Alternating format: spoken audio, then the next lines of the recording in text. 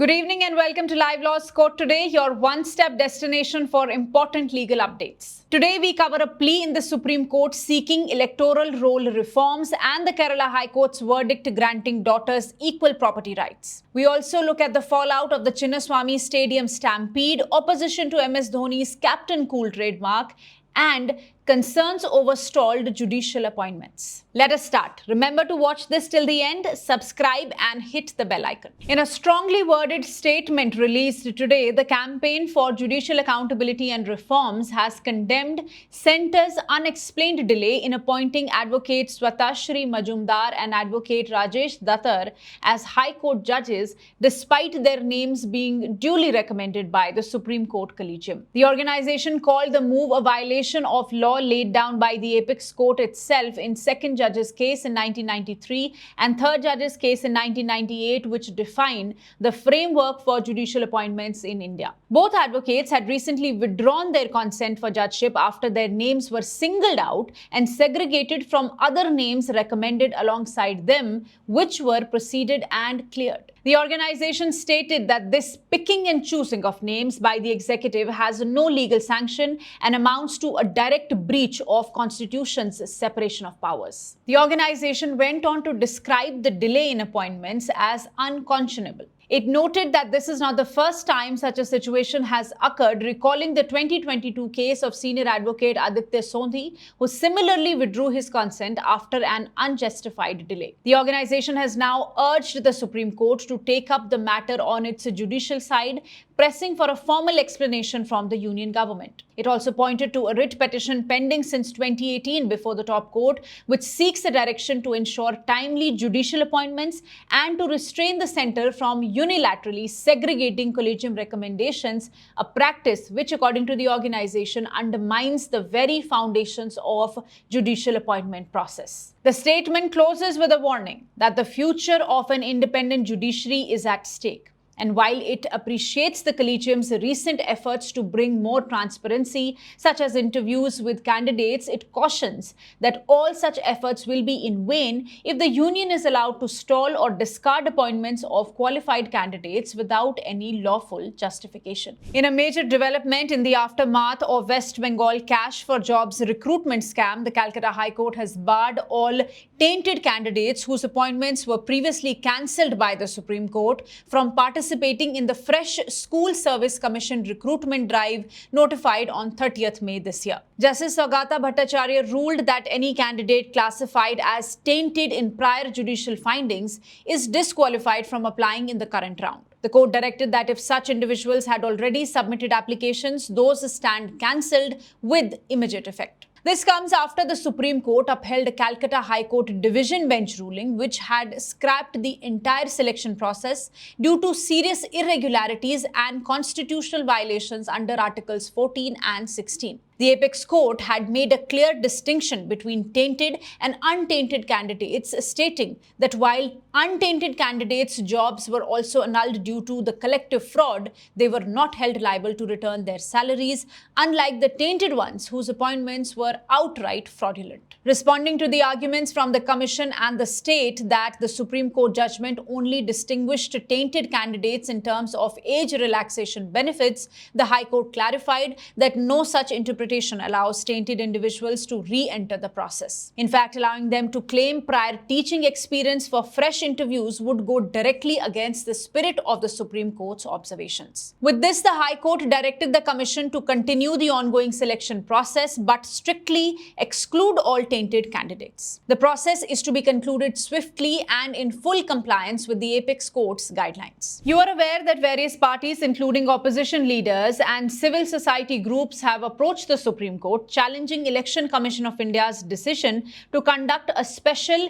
intensive revision of electoral rolls ahead of the upcoming elections in Bihar. Now, in a fresh development, BJP leader and advocate Ashwini Upadhyay has moved the Supreme Court with a writ petition seeking that such revisions should be done across the country, especially before every Lok Sabha, State Assembly and local body elections. The plea calls upon the Election Commission of India as well as central and state governments to act urgently to clean up the voter rolls. The petition also urges action against those who assist illegal infiltrators in procuring fake identity documents, alleging that these acts amount to a betrayal of public trust. Appearing before a bench led by Justice Sudhanshu Dholia and also comprising Justice Joy Malya Bagchi, Upadhyay sought listing of the matter on 10th July, that is when similar pleas challenging Bihar's ongoing electoral roll revision are scheduled. However, the court directed him to first cure defects in the petition before the registry proceeds. Let me tell you, the petition makes serious claims, alleging that 8,000 to 10,000 duplicate or ghost entries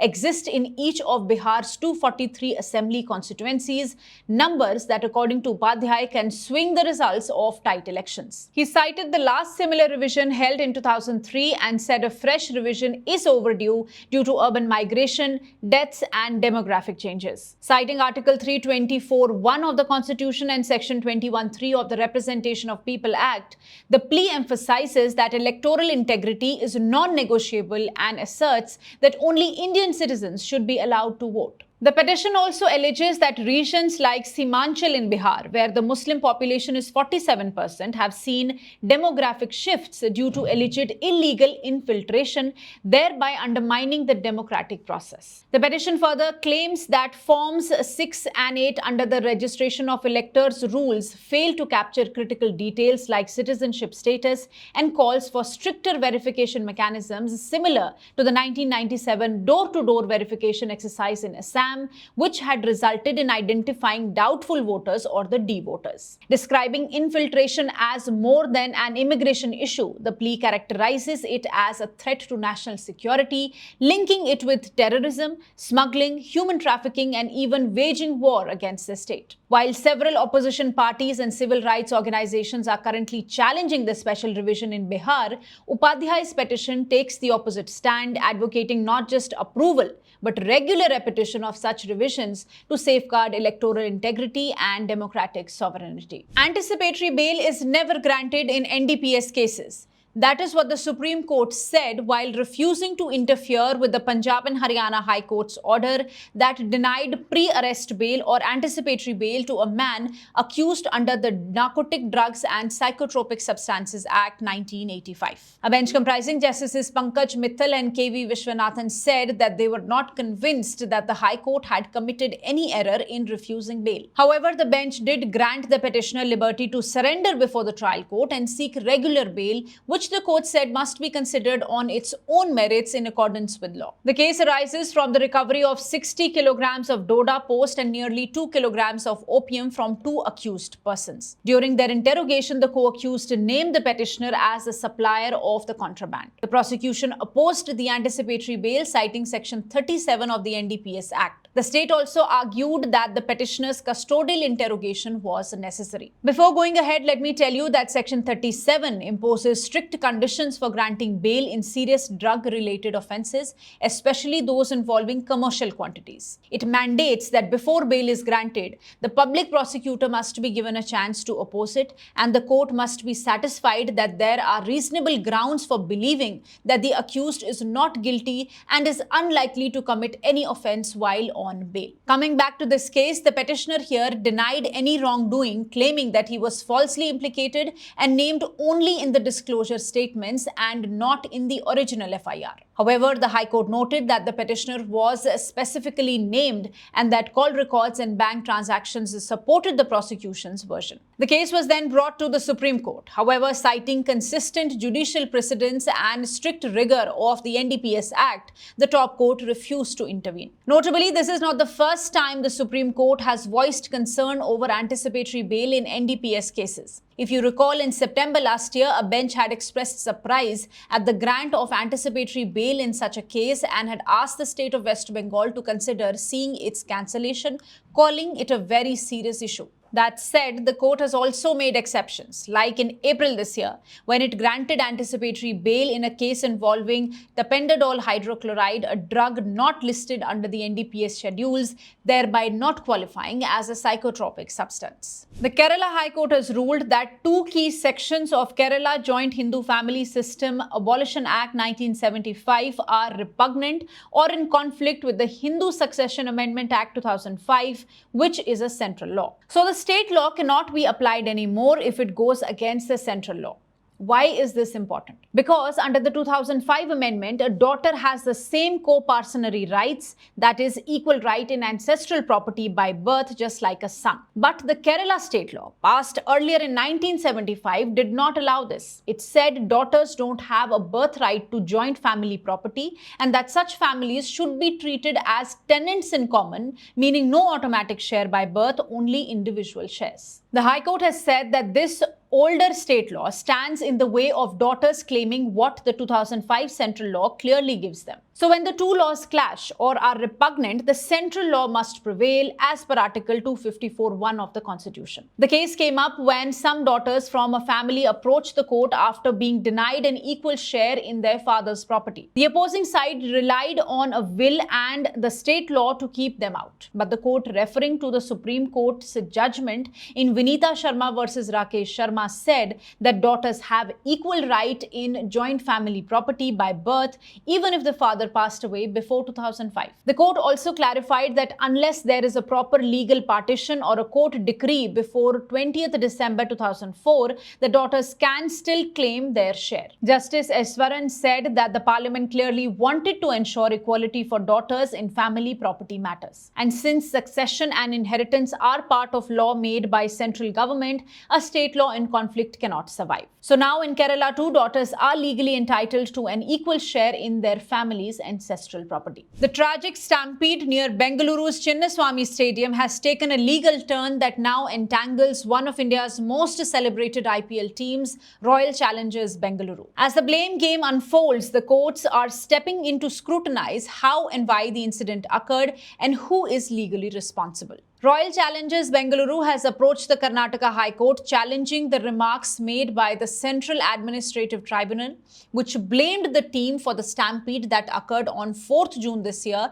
outside the statement ahead of a victory celebration. You already know that the tragic incident had claimed 11 lives and caused widespread concerns about public safety and mass events. The tribunal, while reinstating a police official who was suspended in this regard, had said that the RCB team made a sudden announcement on social media, giving no time to the police to prepare for the massive crowd, which swelled to nearly 3 to 5 lakh people. RCB has now stated that the remarks were made without giving it a chance to be heard, violating the principles of natural justice.